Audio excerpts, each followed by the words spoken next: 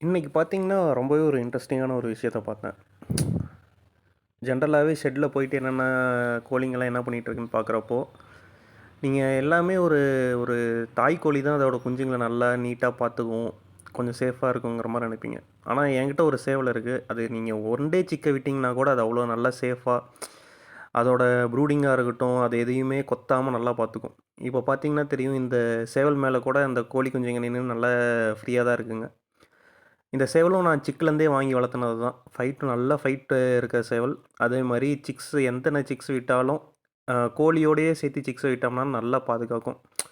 இது பார்க்க கொஞ்சம் இன்ட்ரெஸ்டிங்கா இருந்தது. அதனால ஒரு வீடியோ போடுவேன்னு வீடியோ ஒண்ணு குடுத்துருக்கேன். அப்புறம் மீதி இருக்க அப்டேட்ஸ் எல்லாம் என்னன்னு பார்ப்போம். ஆ லாஸ்ட் வீடியோல காமிச்ச மாரியே இப்போ இருக்கிற பார்ட்டிஷன்ல இருக்கிற அப்டேட்ஸ் பார்ப்போம். இன்னொன்னும் போயிட்டுருக்கு. இப்போ சிக்ஸுக்கு வந்து தனியா ஒரு ப்ரூடிங் செட்டப் பண்ணுறதுக்காக கொஞ்சம் வேலை போயிட்டுருக்கு. அது நான் முடிச்ச உடனே அப்டேட் பண்ணுறேன். இது எல்லாமே பார்த்தீங்கன்னா, பேர்ட்ஸோட கேஜு. அது செகண்ட்ஸில் வாங்கிட்டு நம்ம உள்ள இன்னும் கொஞ்சம் ஆல்ட்ரேஷன் ஒர்க் இருக்கு. அது முடிச்ச உடனே பார்த்தீங்கன்னா, நம்ம பேர்ட்ஸுக்கு வந்து நம்ம பேர்ட்ஸ் கேஜை யூஸ் பண்ணி நம்ம சிக்ஸுக்கு எப்படி ப்ரூடிங் போடுறது, ஒரு காஸ்ட் எஃபிஷியன்ட்டா எப்படி பண்ணுறதுங்கிறத நான் உங்களுக்கு அப்டேட் பண்ணுறேன். இது எல்லாமே அதே கேஜ் தான். மொத்தம் ஒரு 2 கேஜ் எடுத்திருந்தேன். அதில் ஒரு கேஜ் வந்து இப்போ டிவைட் பண்ணியிருக்கேன். இன்னும் ஒரு கேஜ் வந்து அப்படியே இருக்கு. போன வீடியோல காமிச்ச மாரி இதில வந்து ஒரு காகம் பொட்டை இருந்தது. இப்போ ஒரு 9 முட்டை வச்சு அவையத்துல படுத்துட்ருக்கு. அதோட அப்டேட் என்னன்னு சொல்றேன். இதில பார்த்த மாரி அந்த சேவல், அப்புறம் ஒரு சிக்ஸ் எல்லாம் ஒரு 10 சிக்ஸ் இருக்கு. எல்லாமே நல்ல சிக்ஸு. இதில வந்து ஒரு மயில் சேவல், அதுக்கப்புறம் ஒரு பொன்றம் பொட்டை.